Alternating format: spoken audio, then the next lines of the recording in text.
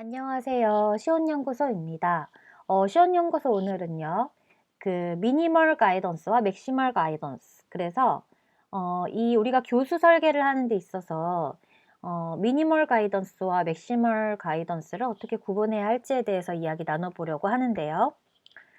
먼저 이 내용을 얘기하기에 앞서 여러분들의 이해를 좀 구하기 위해서 제가 예전에 그 2007년도에 그 연구소에 입사를 해서 그 연구소에서 굉장히 오랜 기간 동안 한 11년 정도를 그 연구소에서 수업을 하고 교재를 뭐 만들기도 하고 또 검수하기도 하고 뭐 여러 가지 작업을 했었는데 그때 이제 제가 완전 초보자였었던 시절을 좀 떠올리면서 여러분들께 질문 한번 해보도록 하겠습니다.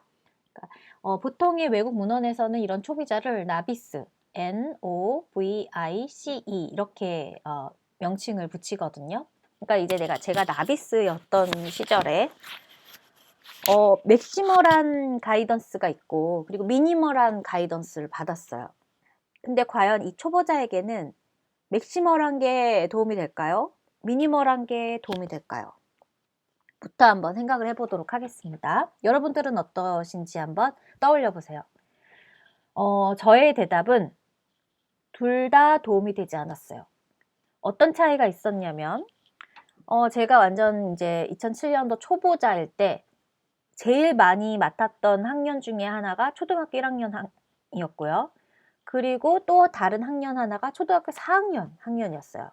초등학교 1학년의 그 학습지도안은 우리가 50분 수업을 한다라고 봤을 때 한 차시에 12장, 13장의 그 학습지도안이 있는 거죠. 여러분들이 좀 헷갈릴 수도 있는 부분이지만 잘 아셔야 되는 것이 우리가 수업을 할 때 이렇게 화면을 띄워놓잖아요. PPT처럼. 그거는 수업 지도안이 아닙니다. 학습 지도안이 아니에요. 그거는 수업 자료죠. 학생들에게 요약적으로 보여줄 수 있는 내용을 그림으로 구성해 놓은 수업 자료고 제가 말한 거는 교수자들이 수업 들어가기 전에 보는 그런 학습에 대한 전반적인 내용이 아주 구체적으로 적혀 있는 그런 교안, 학습 지도안을 말을 하는 건데요. 수업 지도안을 말을 하는 건데요. 그런데 이제 초등학교 1학년은 12장, 13장이었고 초등학교 4학년은 2장인가 3장이 끝나는 거예요. 수업 전에 보통은 준비를 굉장히 단단하게 하고 들어가는 게 이제 당연한 거죠. 그래서 수업을 이렇게 들어가기 전에 쭉 읽어봅니다. 모르는 내용은 하나도 없어요. 초등학교 1학년 수업이기 때문에 모르는 내용은 없습니다. 초등학교 4학년 수업이기 때문에도 모르는 내용은 없어요. 그런데 이 둘 다 도움이 되지 않았다.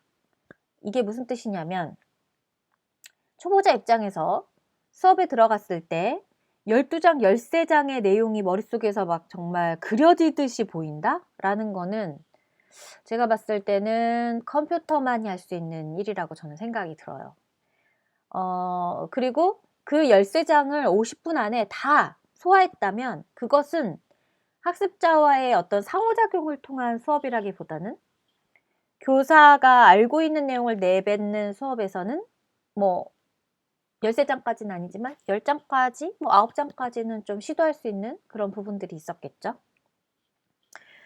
그리고 아주 짧은 초등학교 4학년에 해당하는 그 2장, 3장 되는 학습 지도안은 뭐 내용은 아주 심플했기 때문에 이해는 충분히 하고 들어갔지만 이제 초등학교 4학년 정도 되다 보니까 뭔가 내용을 자세하게 가르치는 것보다는 그들이 가지고 있는 지식을 이끌어서 그 다음 단계로 뭐 전이를 시키든 아니면 그 다음 단계로 또 업그레이드를 시키든 하든 그러한 과정이 좀 중요한 어떤 시기였는데 학습자들과 이야기를 하면서 그 짧은 학습 지도안으로 수업을 하기에는 내가 이 다음의 질문은 어느 쪽으로 이끌어 가야 과제 목표를 달성하는 것인가에 대한 그런 어떤 고민이 굉장히 많이 들 수밖에 없었던 그래서 제가 이제 그 초보자일 때 맥시멀한 가이던스와 미니멀한 가이던스 둘 다 도움이 되지 않아서 보통 이제 그 이전에 좀 이렇게 학원이나 이런 데서 교육을 하고 오신 분들은 굉장히 빠르게 이 수업에 적응을 했던 것으로 기억을 해요. 근데 저는 그때는 이런 수업이 처음이었거든요. 2007년도가. 그랬기 때문에 되게 막막했습니다. 어떻게 보면 지금 생각해 보면은 지금 제가 하고 있는 일에 어떤 실험을 제가 그 2007년도에 내 몸으로 깨닫지 않았는가라는 생각을 하고 있는데요. 이 그 초보자에게 가이던스를 줄 때 미니멀하고 맥시멀한 거가 도움이 되는 것 같진 않아요. 제가 봤을 때는 뭐 이 뒤에 또 여러분들께 소개시켜 드릴 논문에도 그런 내용이 있는 논문이 하나 있는데 워크 오브 이그젬플이라는 그 어떤 형태의 그 사례 제시 기반의 그 학습 지도안이 있는데요. 그건 이제 막 맥시멀이죠. 맥시멀 가이던스인데 근데 이제 거기에 나오는 내용 중에 일부인데 저는 초보자일 때는 이 미니멀하고 맥시멀한 그런 어떤 내용, 깊이의 양보다는 프로세싱 워크시트 이거 다음에는 이 다음 거는 이걸 하고 이거 다음에는 이걸 해야 한다라는 그 프로세싱 워크시트가 그 교수자에게는 도움이 될 것이다 라는 이야기를 서두에 좀 길게 깔아 볼게요. 오늘 같이 해볼 같이 볼 논문은 굉장한 대가의 논문을 여러분들과 같이 보려고 하는데요.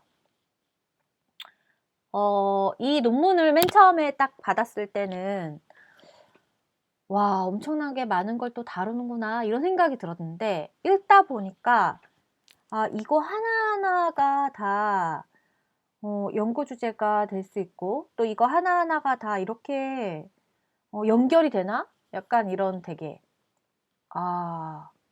이러면서 네, 네 이러면서 이 논문을 좀 읽었던 기억이 나는데요. 이 부분에서도 이제 뭐 많은 부분들이 있는데 저는 여러분들과 오늘 휴먼 코그니티브 아키텍처라는 부분을 같이 보고 여러분들께 이야기하고 싶은 부분을 좀 이야기해 보려고 합니다. 여기 보면은 휴먼 커그니티브 아키텍처가 이제 인지구조라는 거죠. 머릿속에서 우리가 그 지식을 습득하고 활용하고 또 그것을 나중에 꺼내서 쓸 수 있는 그런 인지구조에 대한 이야기를 하고 있는데요. 여기서 보면은 이 휴먼 커그니티브 아키텍처는 우리의 어떤 인지구조가 이제 조직화될 수 있는 그런 어떤 방식에 대해서 관련이 있다라고 이야기를 하고 있는 거죠.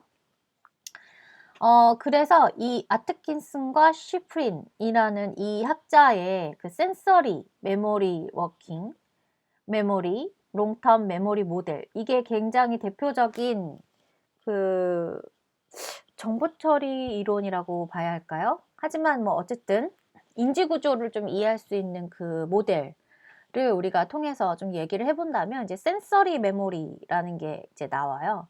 이 센서리 메모리는 이제 감각적인 메모리이고 또 컴퓨터를 하시는 분들은 혹시 아두이노나 이런 융합 교육을 하시는 분들은 그 센서 있죠, 센서. 이 센서에 해당되는 부분이에요. 그래서 빛을 감지하고 뭔가 사물을 보고 사물에서 들리는 소리를 듣고 그리고 사물에 어떤 형체가 있다면 그것들을 만지고 이런 어떤 것들이죠. 그런데 이 센서리 메모리에 대해서 우리가 이 지금 센서리 메모리, 워킹 메모리, 롱텀 메모리 모델에서는 이 센서리 메모리를 처음에 어떤 단계로 지칭을 하고 있지만 우리가 이번 어떤 논문에서는 이거에 대한 이야기는 좀 안 할 거다라는 이야기를 하고 있어요. 중요한 게 뭐냐? 이 워킹 메모리와 롱텀 메모리에 대한 이야기를 좀 할 거다라는 이야기를 풀어내고 있습니다. 워킹 메모리에 대한 이야기를 좀 보자면 워킹이라는 그 뜻이 뭐죠? 그냥 일한다라는 거잖아요. 뭔가 일을 하고 있다라는 뜻인데 여기에서의 이 working은 그러니까 뭔가 움직인다의 뜻에 더 구체적이라면 더 구체적으로 그렇게 얘기해 볼 수 있을 것 같아요. 그러니까 뭔가 움직이는 중이다. 그러니까 쓰는 중이다라는 거죠. 센서리 메모리는 받아들이는 거고 워킹 메모리는 현재 그 돌아가고 있는 그 ing적인 어떤 그런 시점이고, 그리고 롱텀 메모리는 이제 이 어떤 워킹 메모리에서 계속 쓰다가 이거를 더 쓰고 싶은 것을 롱텀 메모리로 넘긴다는 거예요. 이게 되게 핵심 내용이에요. 이게 무슨 얘기냐면은 It is no longer seen as a passive repository of discrete, isolated fragments of information that permit us to repeat what we have learned. 그러니까 그것은 더 이상 그런 어떤 레파토리 분리된 어떤 그런 조각, 정보의 어떤 그런 조각이 아니고 계속해서 우리가 이제 학습이 되어지면서 이렇게 뭔가 분리되어 있는 것들이 아니다라는 거예요. 굉장히 이렇게 분리되어 있는 조각, 그러니까 그건 별개다라는 어떤 그런 정보의 그런 레파토리로서 보여지는 것이 아니다라는 거죠. 그래서 보면 nor is it seen only as a component of human cognitive architecture that has merely peripheral influence on complex cognitive processes such as thinking and problem solving. 이 활성화라는 이 지식, 그러니까 워킹 메모리에서 계속 움직였던 그 굉장히 단편적이고 좀 고립되어 있고 좀 별개의 지식이라고 생각했던 것이 아니라 이 롱텀 메모리로 가려면 결국에는 우리가 이제 학습해온 이런 어떤 그런 정보들이 사고를 하고 문제 해결을 하기 위한 어떤 그런 과정에 그런 어떤 구조들로 이제 바뀌어 갈 것이다 라는 거예요. 그래서 rather long-term memory is now viewed as a central dominant structure of human cognitive. Everything we see, hear, and think about is critical dependent on and influenced by our long-term memory. 그래서 우리가 보는 어떤 그런 모든 것들 있잖아요. 뭐 듣고 보고 생각하는 그런 모든 것들은 굉장히 의존을 한다라는 거예요. 영향을 받는데 어디에 영향을 받냐면 롱텀 메모리에 영향을 받는다라는 거예요.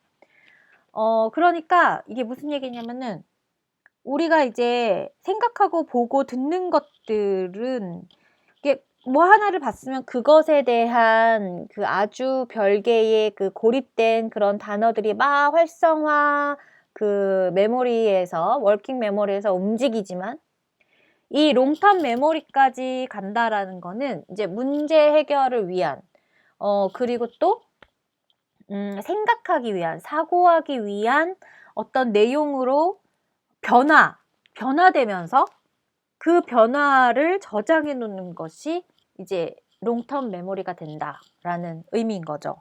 그래서 결국에는 이제 여기에서는 무슨 이야기를 하고 있냐면 체스를 예를 들어서 설명을 하고 있는데 결국은 이거예요. 보실까요? The fact that these differences can be used to fully explain problem-solving skill emphasizes the importance of long-term memory to cognition.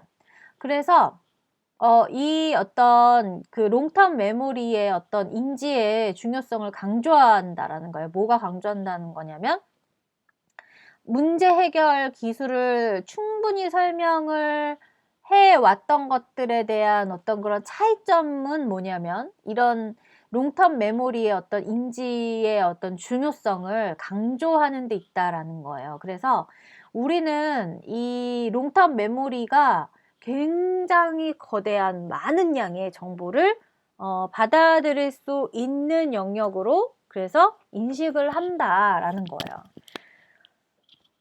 그래서 여러분들이 이해를 했는지 모르겠는데, 그러니까 뭔가 보고 듣고 그리고 만지는 것들을 통해서 뭔가 요소를 워킹 메모리에서 계속해서 작업을 하면 그걸 계속 작업해서 롱텀 메모리까지 가는 데 있어서는 이 작업의 과정에서 과연 이것들을 어떻게 조리할까? 이 내용들이 좀 변화가 되어야 된다라는 거예요. 변화가 되면서 어떻게 조리할까? 그래서 그 롱텀 메모리에 어떻게 저장이 되어야 할까? 구조에 대한 거가 이제 이 인지 구조라는 거죠. 그런데 그 롱텀 메모리의 그 저장고가 굉장히 휴지하다는 거죠. 굉장히 거대하다라는 거죠.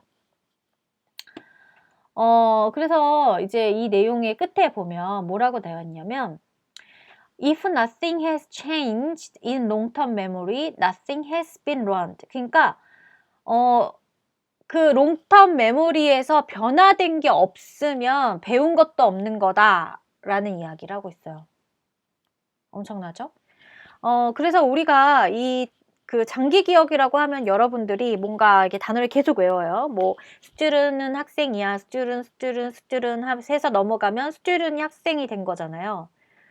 근데 이것도 어떻게 보면 반복적인 상황을 통해서 우리가 장기 기억으로 그걸 넘긴 거지만 진정한 이 장기 기억 장치에 휴즈한 거를 담을 수 있다라는 거는 앞서서 배웠던 내용들에 대한 그 변화나 어떤 그러니까 이거를 artifacts라고도 얘기할 수 있는 거예요. 그러니까 뭔가 앞에서 배웠던 것들의 그 덩어리가 똑같이 동그라미 형태로 있으면은 사실 롱텀 메모리가 아닌 거고, 이게 동그라미긴 동그라미인데 이 동그라미에 대해서 여러 다른 어떤 정보들이 막 종합되고 같이 막 뭉쳐지고 약간 이런 것들을 통해서 이 롱텀 메모리에 저장이 된다라는 굉장히 심오한 이야기를 여기서 하고 있습니다. 그래서 저는 오늘 여러분들께 이 휴먼 코그니티브 아키텍처라는 부분을 통해서 이제 그 하나의 이론이죠. 그 센서리 메모리, 워킹 메모리, 그 롱텀 메모리 모델을 얘기를 했는데 그래서 이제 이 미니멀 가이던스와 그 맥시멀 가이던스를 봤을 때 이 우리가 그 인지 구조에 대해서 이 가이던스의 그 취합이 언제가 더 취합이 아니죠. 그 선별이 언제 어느 시점에 어떤 것들이 더 적합한지에 대한 논의가 이 어떻게 보면 미니멀한 건지 맥시멀한 거가 필요한지의 어떤 구분을 해줄 수 있다라고 이제 볼 수 있는 거죠. 오늘은 여기까지 하겠습니다. 여러분들께 좀 도움이 되었으면 좋겠고요. 그리고 또 이것과 연결해서 또 다른 부분들이 또 앞으로 여러분들과 이야기 나눌 어떤 과제가 되겠죠. 네, 그럼 우리 다음 시간에도 좋은 내용으로 다시 만나 뵙도록 하겠습니다. 그럼 여러분 다음 시간까지 안녕.